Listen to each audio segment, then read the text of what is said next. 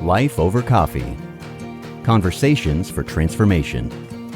Hello, my friends. Thank you so much for joining me. My name is Rick Thomas, and this is Life Over Coffee. I am doing a second part of what I think is going to be a three-part series on communication. If you haven't listened, if you haven't watched or read, the first part that I did is titled The Most Perfect Relationship That You Can Have. And so I want to build on that. The most perfect relationship that you can have is your relationship with God. And then as you begin to engage other people on the horizontal, you want to share your full experience with God, with that person. And so that's what I want to talk about here very briefly in part number 2, having an intimate relationship with one other individual. Now, I've titled this, Leading Your Spouse in Intimate Conversations. Now, the assumption will be that this will be for couples. You are married and you want to have the most intimate communication that you can possibly have. Well, if you are building on part number 1, then this will be perfect for you because I want to continue to explore that. And then as I do part number 3, I want to break it out into the community to where we can take our experience with God that we're building relationally with one other individual. And then part number 3, we break it out into community. And so I have titled this, Leading Your Spouse in Intimate Conversations. Now you can read this full article, you can watch the video, you can listen to the podcast, and I would really appreciate it if you would share this resource with others. And again, it would be awesome if you put all 3 of them together. This would be an excellent study for someone or a group of people to go through. A husband and wife, this would be an outstanding homework assignment, actually. It would be fantastic. But there is a caveat here. You really do have to be in a place of maturity because what I am going to require, what I'm going to suggest is that you are talking intimately with each other, which implies vulnerability and weakness. And so there is a stewardship issue of getting that into that depth of a conversation with another person. And I realize that every husband and wife is not at that place. They're not able to be transparent, not able at this moment to be vulnerable with each other because of how the relationship has maybe spun out of control. But if you are in a place to where you can do this, or counselors, if you're counseling someone, a couple, and you are discerning that maybe it's time for them to really get into the nuts and bolts of communication because they're at that place and they just need a good, sound resource to push on across the finish line. Well, I would encourage you to get this 3-part series on communication. Again, the first one was titled The Most Perfect Relationship That You Can Have with Anyone. And again, that is your relationship with God.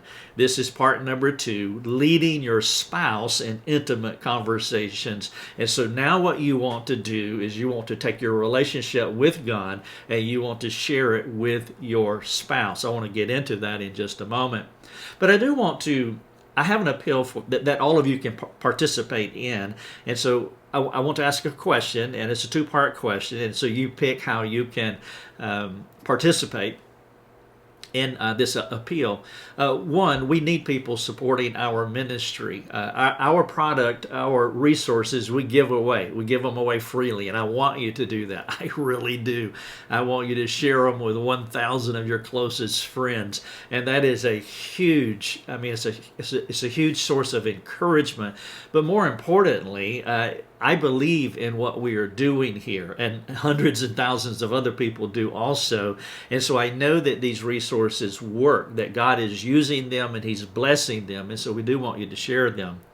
But we provide them freely. And so I just want to make an appeal. If you are able to make a one-time donation, would you do that? Or if you're able to support on an ongoing basis, would you do that? If you are a supporter, we have a free forum for you as well, just for our financial partners, to where you can talk with us in a reciprocal way, back and forth, And that is for you as a supporter if you want to take advantage of that. It's one of the ways that we honor our supporting community. Now, if you can't make a one-time donation or you can't support on a monthly or annual basis, then will you pray? If you have benefited at all by this ministry, will you pray and ask God to bring financial partners with us, to help us? Because again, we give the store away. There's a lot of people that put all this together, and well, we have to pay our bills. And so that's why we need people underwriting this ministry. And I don't apologize for saying these things because we're trusting the Lord by giving everything away, but I also want you to know the burden and the need that we have in this ministry. All right, so let me jump into part number 2, leading your spouse in intimate conversations. To fully release your vulnerable and intimate soul to another person, you must know that that individual is trustworthy. Not just trustworthy, but they will lovingly steward all of your inner truth. Sometimes we have pockets of silence that we carry in our relationships because we don't want to share what I'm calling here an inner truth, because the person that we might like to share these things with has proven themselves not trustworthy, and we know that they can't lovingly steward the things that we want to share. And this is a huge hindrance in so many relationships. And it's this quality, this type of communication in a marriage, it's one of the husband's most critical leadership requirements as he leads his wife in proper communication habits. You see, we build our most vital and our profound relationships upon trust. And that is why we love God so much. We trust Him.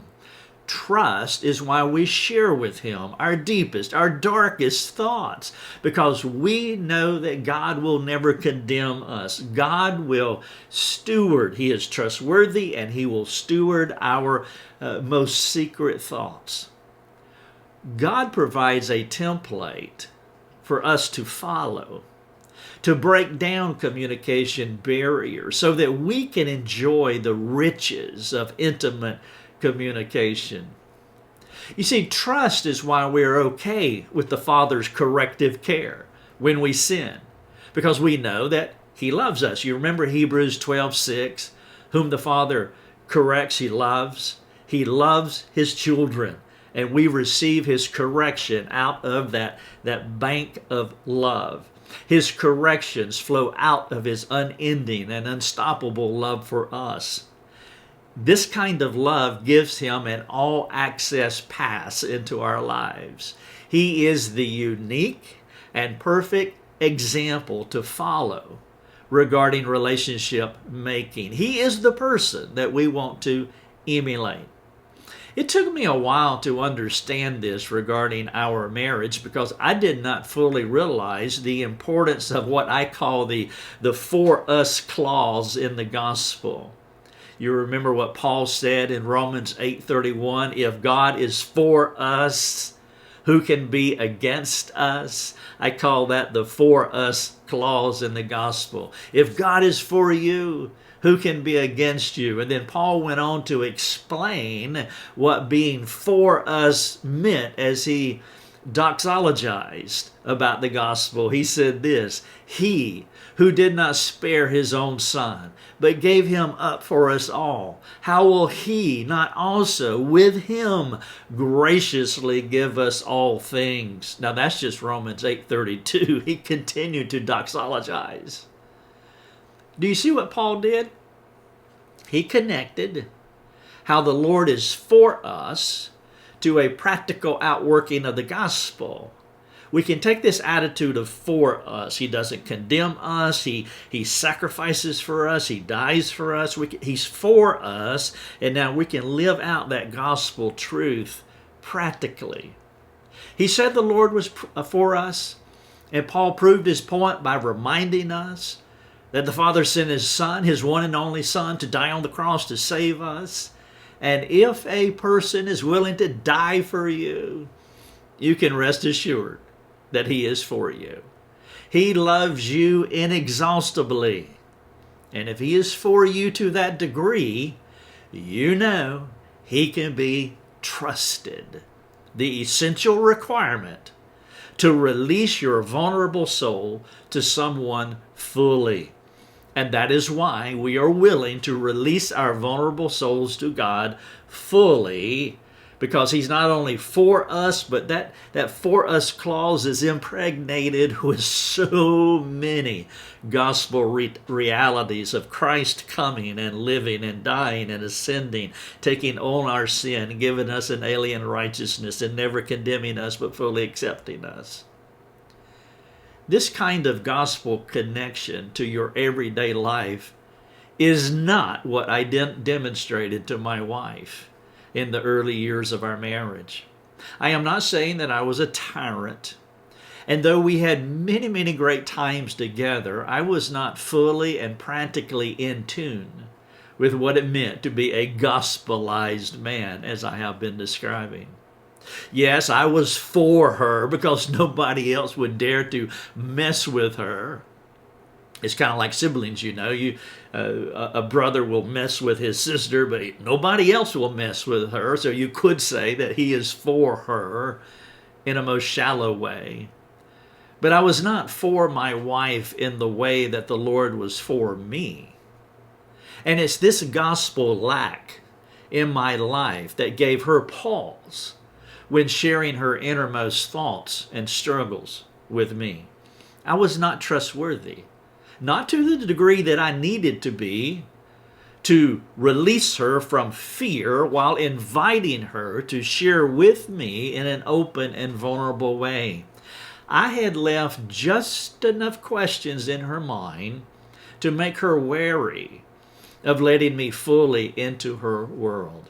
You see, when we were dating, there was hardly a thing that we did not discuss. It was open season for conversation. And all doors flung wide open as we shared our dreams and our fears. The love flowed in those early days of dating. We had not known each other but a half a minute. We had not known each other long enough to become disappointed or discouraged with each other. Sin was present, but it had not affected us enough to shut us down relationally. That came later. Many of you know I call the dating season the artificial season in which two people fake each other out until they get married.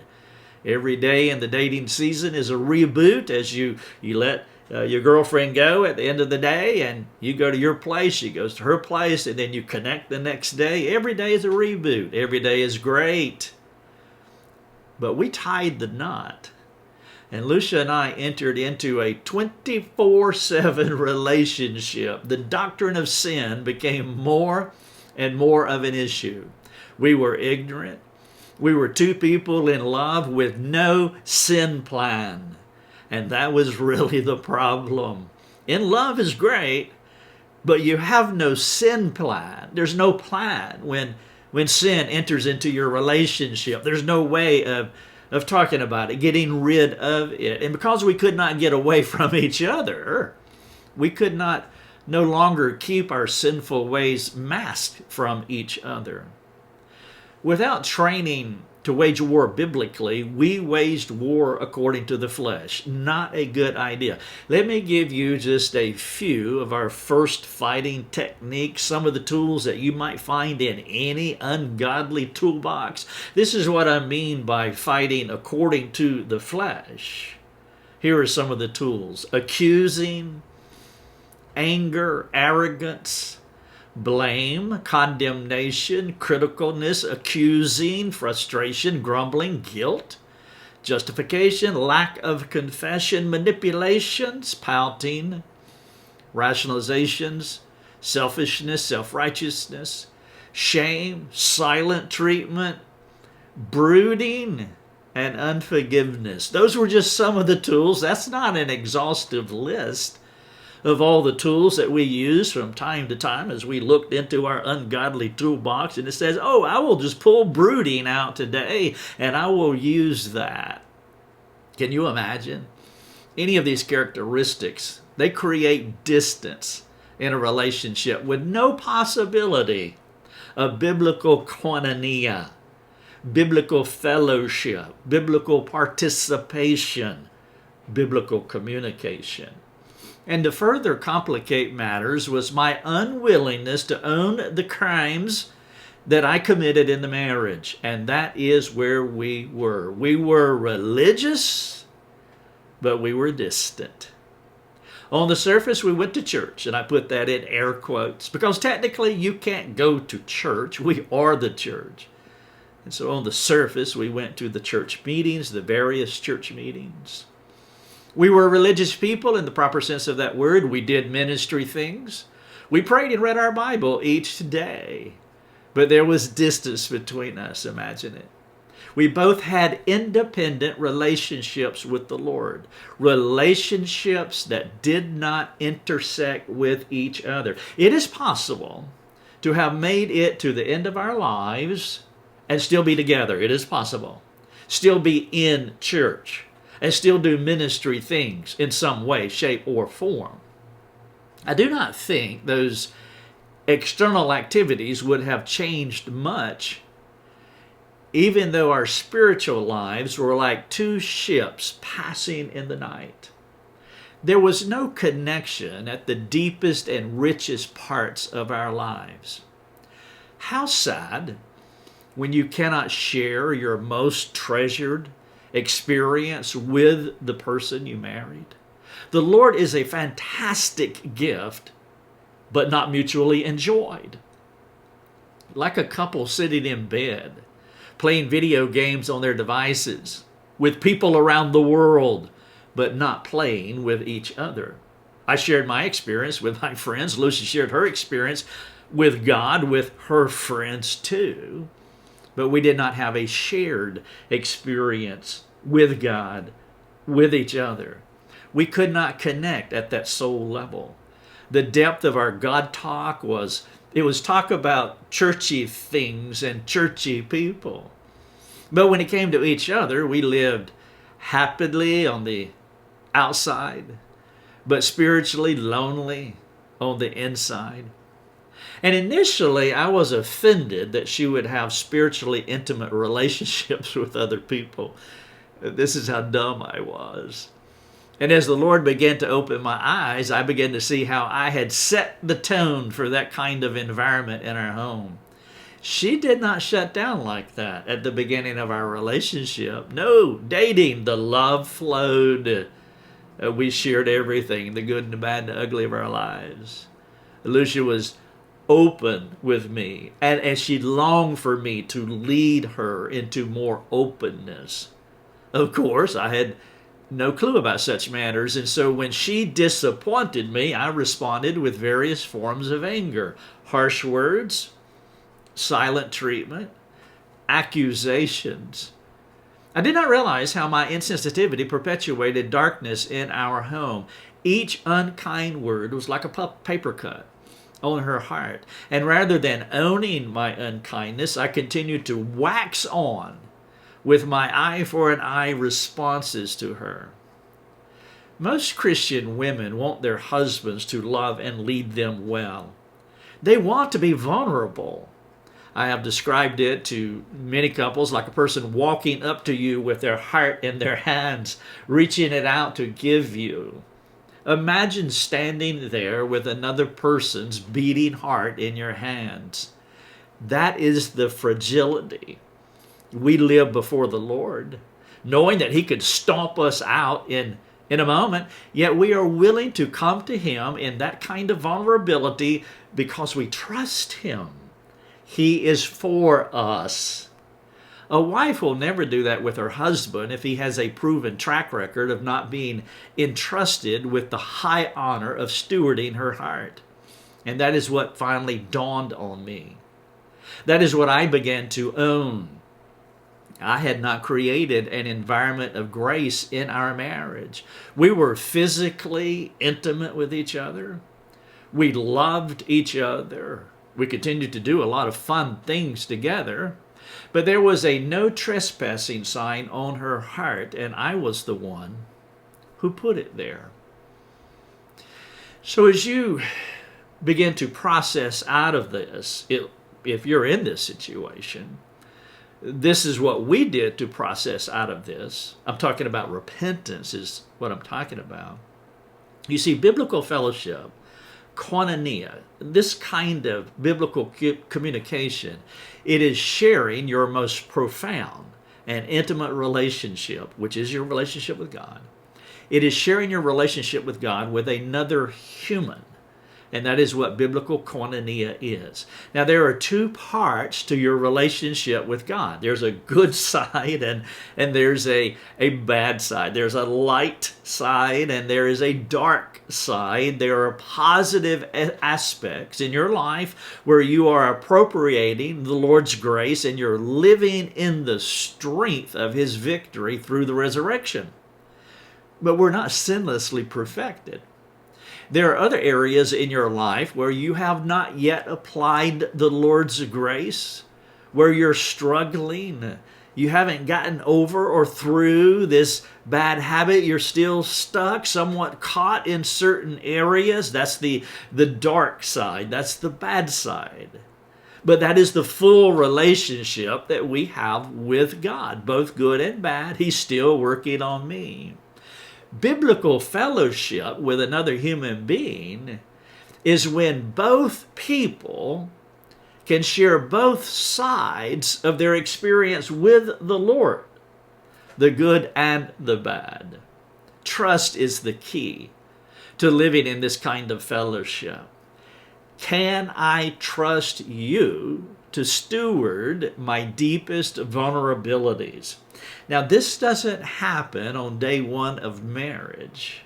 It doesn't happen on day 5, at the 5-year mark either. It is a continual progression of growing into that kind of deep, vulnerable maturity through a lifetime of practicing biblical koinonia as that trust becomes stronger and stronger and stronger. And it became apparent that if I wanted to get into the deepest parts of Lucia's soul, then I needed to lead her by being vulnerable myself to her. I needed to step up to the plate and guide her in biblical koinonia rather than waiting for her to show me. You go first. You be vulnerable first. And so if you're in this place and you're ready and you really want to get out of this spot, then husbands, I appeal to you. Lead your wife in intimate conversations. You go first. And so what I did is I let Lucia in on my dirty little secret. My dirty little secret was I was a failure as a husband. Now, there's some irony here. She was well aware of my dirty little secret. She already knew that I was a failure as a husband. And so as I began to let her in on my dirty little secret that I am a failure, being vulnerable and weak before God and her, the more significant obstacle was my unwillingness to own my failure, which only affirmed that she could not trust me. You see, if a man is a thief but will not own his thievery, you cannot trust him. It's one thing to steal. It's one thing to be a failure as a husband. But to steal and not acknowledge you're stealing, well, that makes you a person that others will be doubly cautious with when they are engaging you. A person who will not own his sin. A husband will not own his failureness in a marriage. It's one sin to fail, and it's another sin to not own it. Well, there's trustworthy issues. There's more than that. There's also integrity issues, honesty issues, transparency, deception, self-righteousness. There's control issues. There's discernment problems on his behalf. Shall I go on? With more reasons that caused Lucia to pause in her soul when it came to opening up to me. And so as the leader of my home, it was my call as to whether I would make the first move. My overbearingness put her on her heels. And the empowering grace of God working through humility would begin to build the faith that she needed to trust me again. In the past, I would wait on her to open up and own her sin. And when she opened up and owned her sin, I could fake humility while feeling smug and self-righteous and grateful that she agreed with me that she had sinned. I mean, think about how punishing that had to feel to her. It could go something like this. Lucia sins. 1. Number 2, Lucia leads by owning her sin. 3, I further condemn her through my arrogance and self-righteousness as I pontificate her sin and how she needs to change. That was the process, me waiting her out till she went first, and then I would affirm that, yes, you have sinned, and I have been hurt by it in all of my arrogance and self-righteousness. That is not the plan. I honestly wanted Lucia to share with me her deepest thoughts. I did not want her only to find safety with others. It took me the longest time to realize that I needed to lead her into it if that was what I wanted. Getting her to open up was not going to happen by verbally digging it out of her, manipulating her through well thought out arguments as though communication was a competitive event. That was not going to work. And as for critique and shaming her, forget about it. That ain't going to work either. The radicality of the gospel cuts against the grain of prideful men. Let me give you a few examples of the radicality of the gospel, the other-centered, the upside-down nature of the gospel. If I want her to be open up and be vulnerable, I got to do something radical. I got to open up and be vulnerable first. Here's a few illustrations of the radicality of the gospel. Number 1, the way up is down. Philippians chapter 2, 1 through 11. The way in is out. Hebrews 13:13. The first will be last. Matthew 20, verse 16. Life comes through death. John 12:24. Man's wisdom is foolish, and God's foolishness is wisdom. 1 Corinthians 1, 18 through 25. To be strong, you must be weak. 2 Corinthians 12:10. And if a man is going to lead his wife, he will have to learn how to serve her first.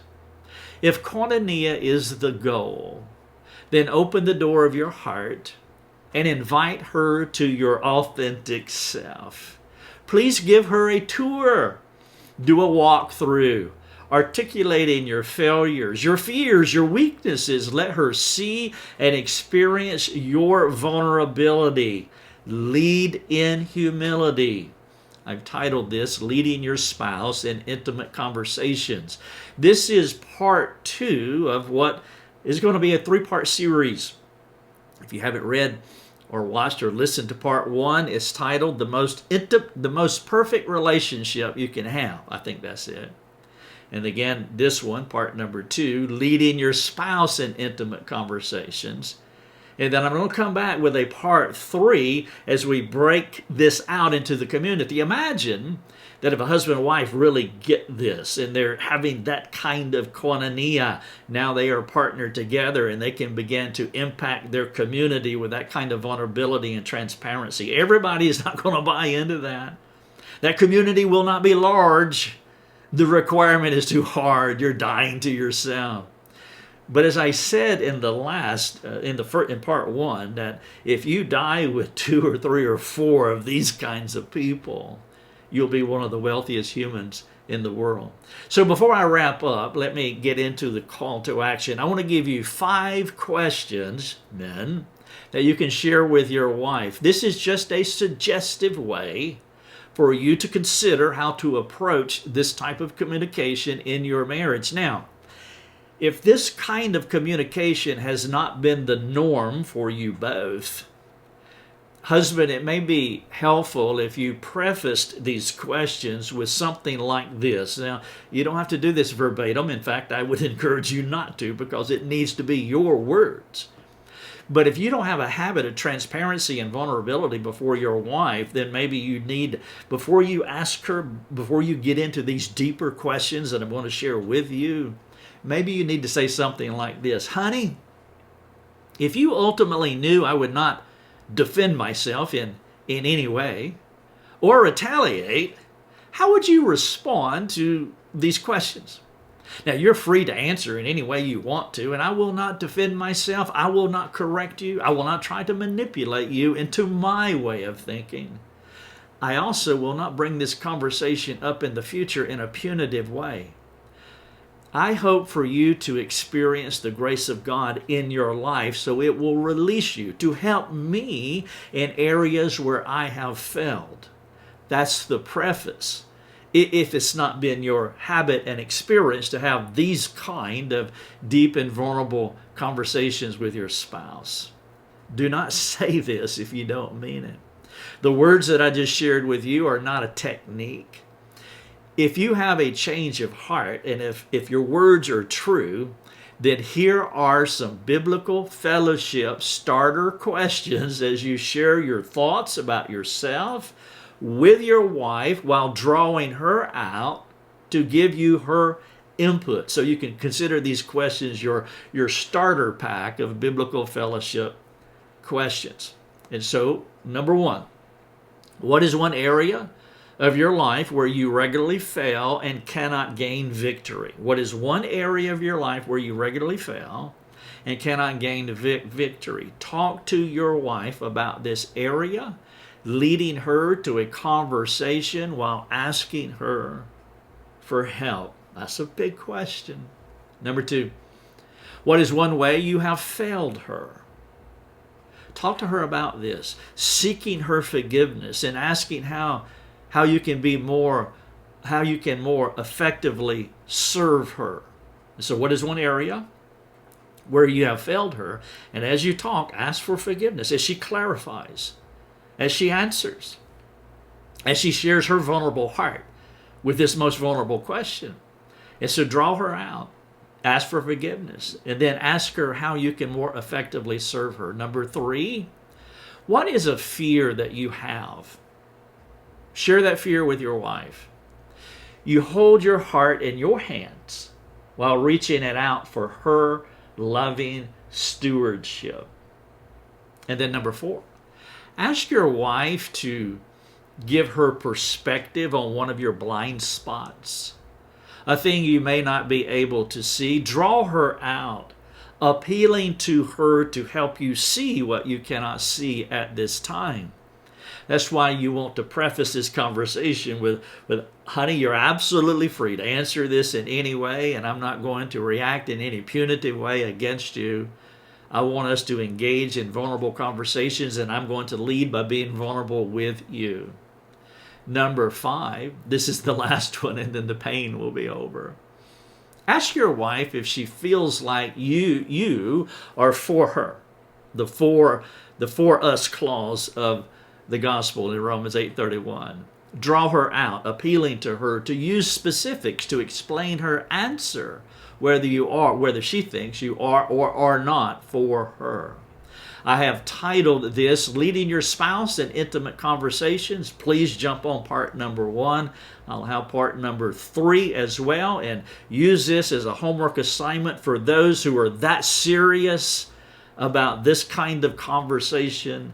True koinonia in relationships. And then I'll come back with part 3, and we'll break out this to a few people in your community so that you can build that wealthy, rich community of a few folks who want to talk on this level. God bless.